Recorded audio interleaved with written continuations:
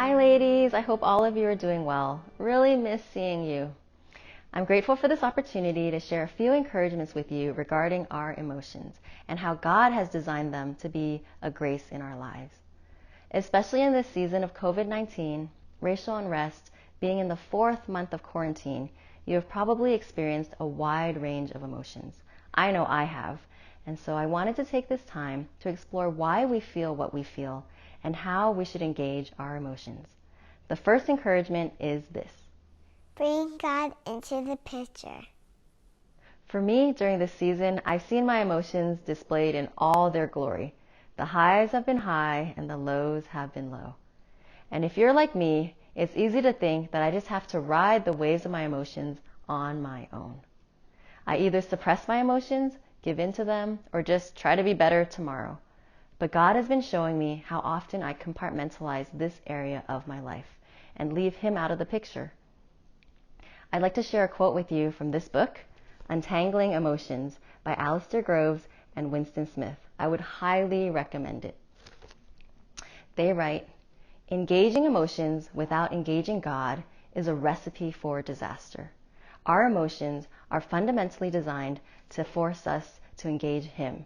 And the great lie, which ironically both Stoicism and hyper-emotionalism buy into, is that we can and should deal with our emotions apart from bringing them to the Lord." Have you bought into this lie? Whether you tend to suppress your feelings or be controlled by them, we all need to learn how to bring God into the picture when we interact with our emotions.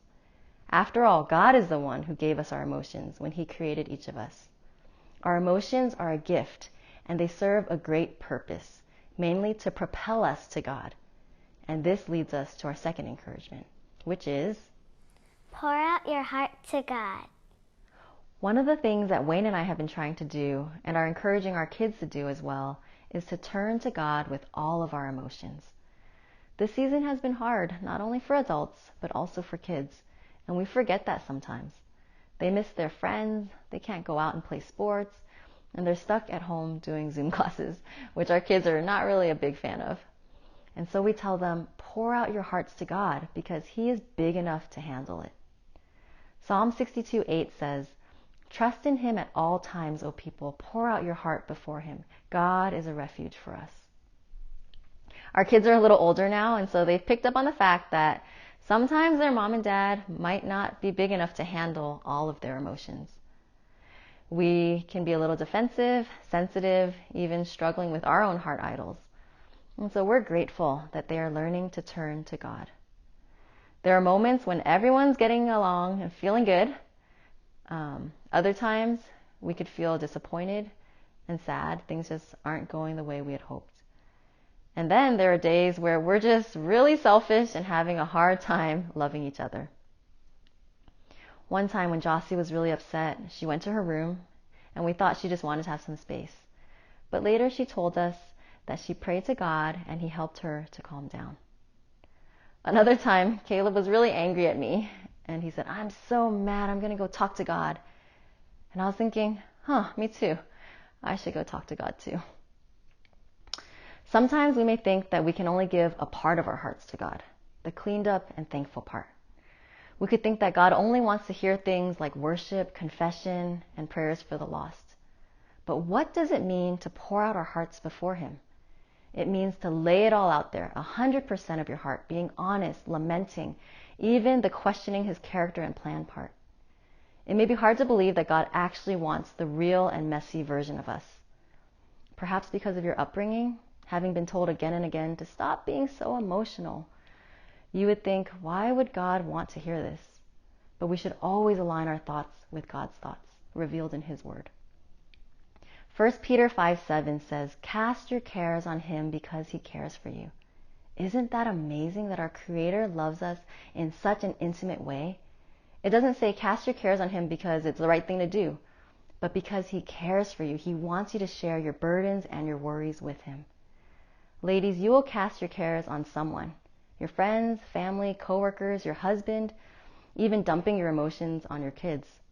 Imagine what life would look like and how your relationship with God would grow if you turned to Him first in the midst of your everyday emotions. the everyday moments of life. Again, Alistair Groves and Winston Smith say this in their book. Our emotions are the way our hearts were made to align with God. Our relationship with Him actually ought to be the most emotional relationship we have. Fundamentally, God gave you emotions to connect you, bind you, and draw you to Himself. This is God's design and purpose for our emotions. Not just for us to feel things, but to strengthen and grow our relationship with Him. So if that is God's design for our emotions, then we need to take time and reflect on not just what we're feeling, but why we feel this way. And that leads us to our third point, which is this. Examine your emotions because they reveal what you worship. One of my heart struggles is to always want things to be peaceful and for everyone to feel good and be happy. And yet I'm constantly reminded that feeling good is not the most important thing. You could be feeling happy, but it's just because things are going your way and the demands of your heart idols are being met. Or you could be struggling emotionally because you're actually trying to fight your sin and it's not always easy to live for God. Again, Groves and Smith say this in their book.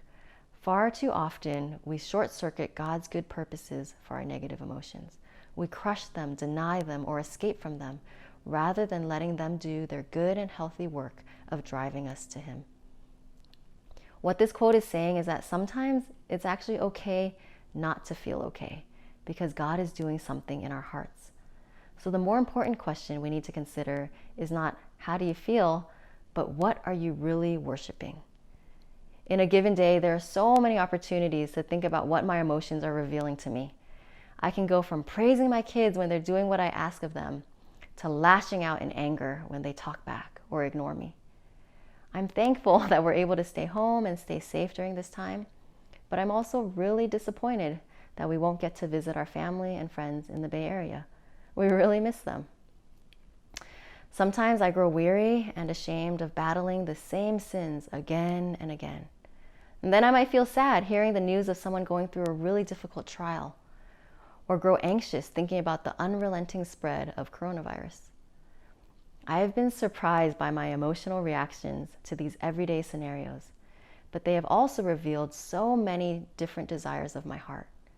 I didn't realize how much I crave control, how much I want to be respected and appreciated by my family, or how much at the end of a long day I just want to run to comfort. It's easy to think our emotions and feelings are reactions to circumstances rather than windows into our hearts.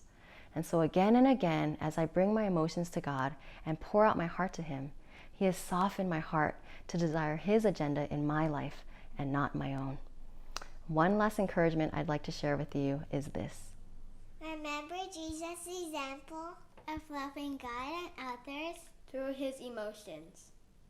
Sometimes it's easy to think of Jesus as someone who is always peaceful, balanced, unfazed by the things around Him.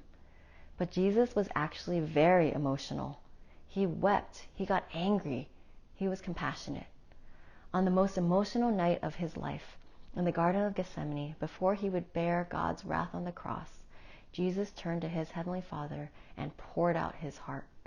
Luke 22:44 says this, being in agony, He prayed more earnestly, and His sweat became like great drops of blood falling down to the ground. And on the cross, He cried out, my God, why have you forsaken me? It's unfathomable, the depth of His love, that He was willing to endure the pain of separation from God on our behalf.